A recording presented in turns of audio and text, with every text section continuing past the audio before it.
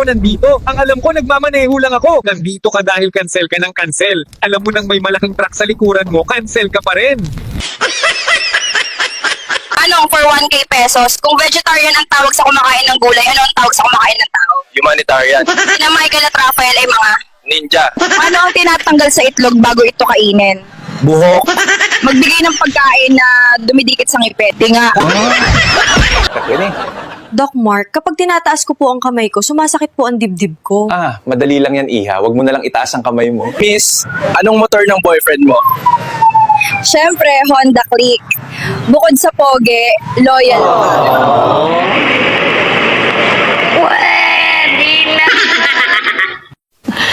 Sana all. Di na pa tayo lumalangoy. Di pa rin natin mahanap yung Excel. Meanwhile,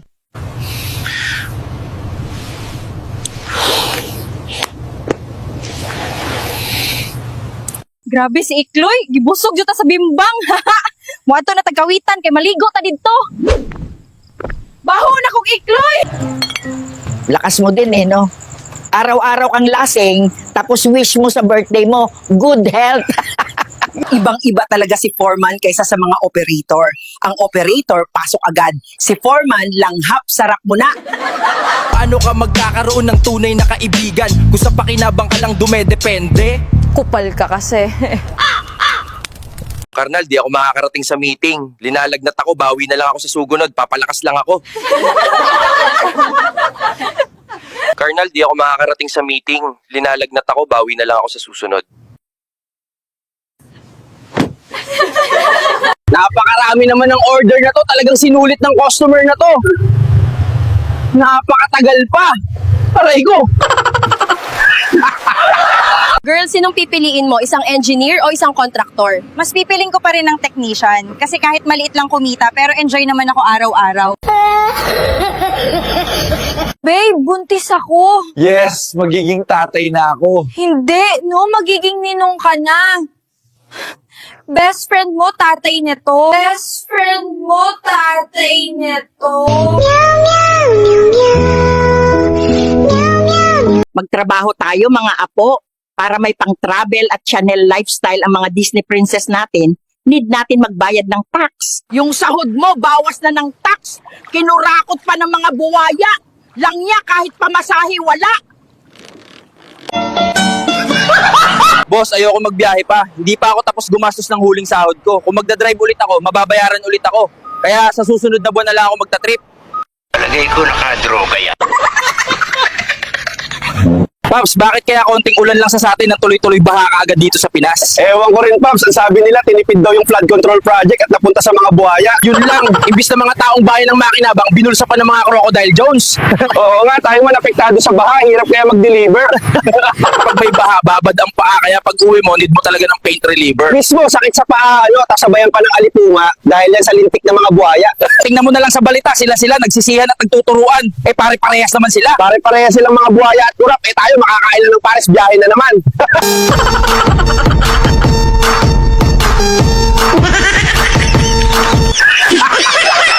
Langya, hanggang ngayon, baha pa rin sa Bulacan. Yung flood control project kasi, tinira ng mga kawatan, mga buhaya ang puta. Langya kayo. Napakalaki ng pondo ninyo, tinipid ninyo. Grabe yung mga kontraktor nyo, busog na busog yung bulsa. Taong bayan ng kawawa, awet. Biruin mo, bilyon-bilyon ng pondo. Mas malaki pa yung kickback ninyo. Mahiya naman kayo. Hirap mag-deliver eh. Nagpagamit pa kayo sa malalaking tao. Kung sa bagay parehas kayong may pakinabang sa kaban ng bayan, mga buhaya kayo.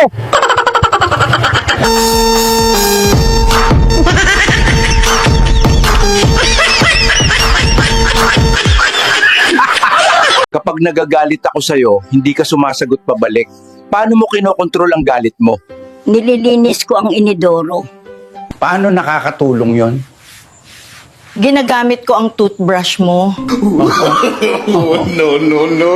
Tuwara si Justin! Hoy, Justin, asa talaga ka ron? Tara, boardwalk ta. Dito tamo bimbangon. Taguro, dalhin mo daw yung 100 na semento sa 8th floor, pagkatapos ay bistahin mo ang semento. Bro, Basic lang yan, buhatin sa 8th floor. Pero bakit bibistahin pa yung semento Kinukupal nyo na lang ata ako ni Por. Binibistay talaga ang semento lalo na kapag nabasa. Nawala kasi yung yerong takip nun eh. Nakita mo ba? Meanwhile, Boss, bagong-bago pa mga yero na yan. Per piraso na lang tayo, wag na per kilo. Aba, matindi!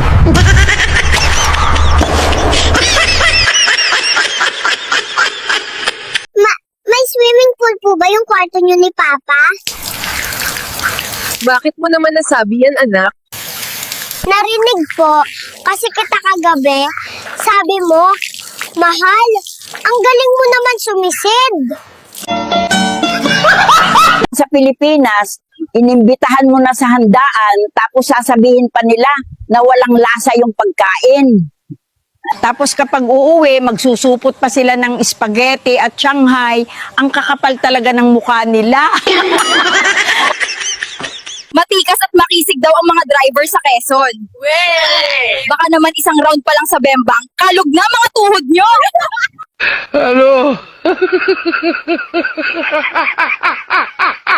Salamat sa 500 billion flood control project. May dagat na kami sa Montalban. Lo, doon naman tayo sa De La Costa. Mas malalim daw dun.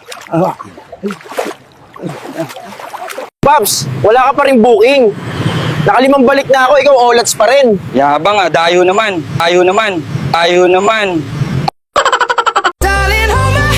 Nothing beats a Jet2 holiday. And right now, you can save £50 per person. That's £200 off for a family of 4. Sabi nila, bobo daw ako sa math. Alam ko nga ang 69 position to the power of 6 rounds is equals to 9 months. Boss, tanggapin nyo na ako. Magaling ako magluto, maglaba, mag-inom, mamulutan at bumili ng yelo. Sigurado ako di ka marunong mag-ambag. Hindi nyo mauubos ang kabaitan ko. Kasi nga, hindi naman talaga ako mabait. Anak, hindi ka ba nahihiya? Linis ako ng linis dito, tapos ikaw, laro ka lang ng laro dyan.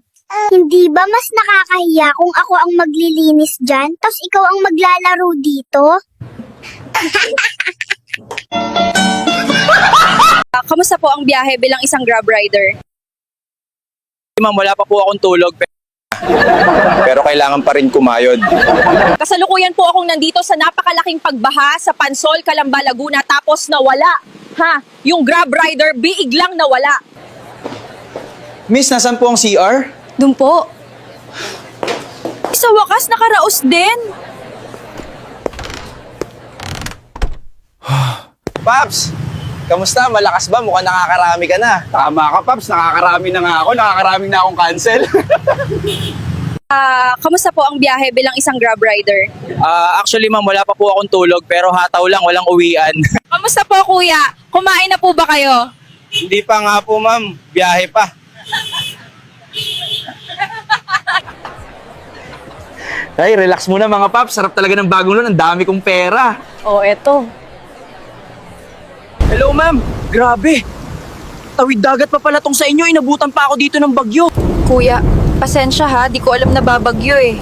Sana mabuhay ka pa. Sana kinancel ko na lang to. Grabe, tag-ulan na naman. Baha na naman. Kaya nga ako gumawa na ng paraan eh. Easy lang. Tuloy-tuloy ang hatawan. Grabe na talaga ang traffic ngayon sa Pinas. Dito dumaan sa itaas. Salamat, Triple N TV. Pinalipad mo ako. Okay na sir, babiyahin na po kayo. Opo. Hataw lang ng hataw. Walang aayaw. Sir. Okay na sir, tapos na kayo. Kumain ng pares, babiyahin na po kayo. Opo, Paris lang, malakas, walang aayaw. Sir, yan na po ang tanghalian ninyo. Opo, ma'am. Paris lang. Malakas.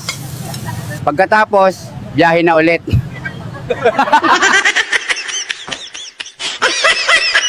Mare, nabuntis ako. Dito muna ako titira sa inyo. Naku, Mari, dapat doon ka sa nakabuntis sa'yo. Kaya nga, andyan ba si pare?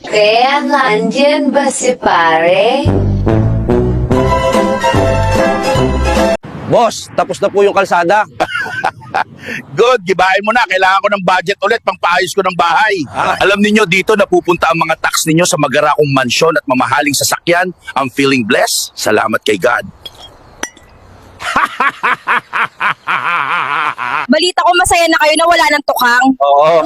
Pinahirapan kami noon. Isa-isa kaming nalagas. Pero ngayon, HIH na ulit kami.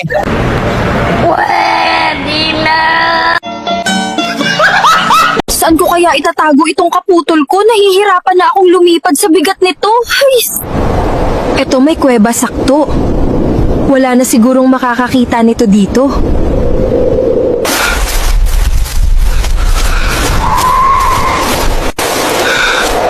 Pumasok sa kuweba si Maria, pre.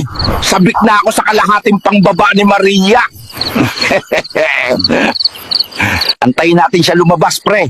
Saka tayo papasok. Sige. Sige.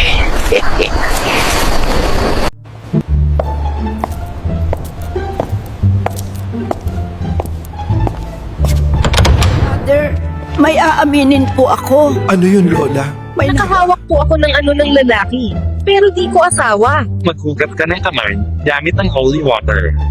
A few moments later. Lola, ano mo yan? Bakit niyo po ginagamitan ng mumugyang holy water? Hindi. Impossible. Alam kong may nangyayari rito. Lang niya, may pumasok nga. Long pickup naman. I-cancel mo na yan. Wag mo i-cancel yan.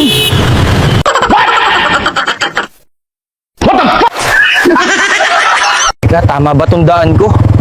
Parang nakadaan na ako dito. Naku, di kaya natitikba lang ako. Pero sabi ng lolo ko, kapag daw ganito, balik na rin daw yung damit. Alam mo, ha?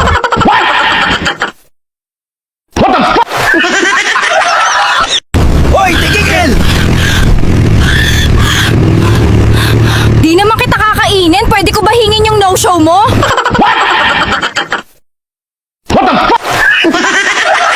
Hoy! Tigil! Gabi-gabi na lang may no-show ka. Ang damot mo naman. Ikaw na naman! Bad trip ka na, ha? Ikaw ang kakainin ko. Hoy! Huminto ka. Ayaw mo akong pakainin. Ikaw na naman!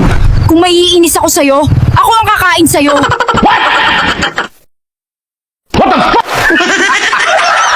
Uy, Paps, uwi na kami. Tumal naman eh. Sige, Paps. Pondo ako eh. Walang tumal-tumal sa akin.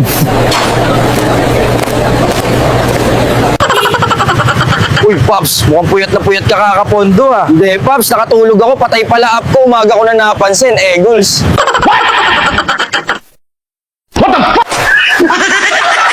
Reynante, Dave, JR, talagang wala kayong awa. Pagbabayaran nyo itong ginawa nyo sa mga saging ko. Sabi mo, binili mo yung sasakyan dahil nagandahan ka sa payong. What? So, ilan lahat ang luxury cars mo? Nasa 28 po, Mr. Chair. Sabi mo sa interview ay 40, bakit naging 28 na lang? Dinispose na po namin yung iba, Mr. Chair. Baka po kasi iiuwi nyo sa inyo. Isa din po kasi kayong buhaya, Mr. Chair.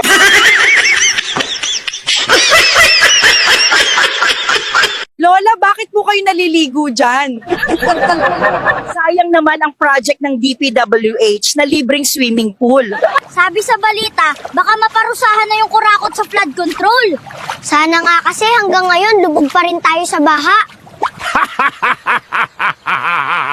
Balita ko masaya na kayo na wala ng tukang. Oo, pinahirapan kami noon. Tago kami ng tago. Pero ngayon, high na naman kami.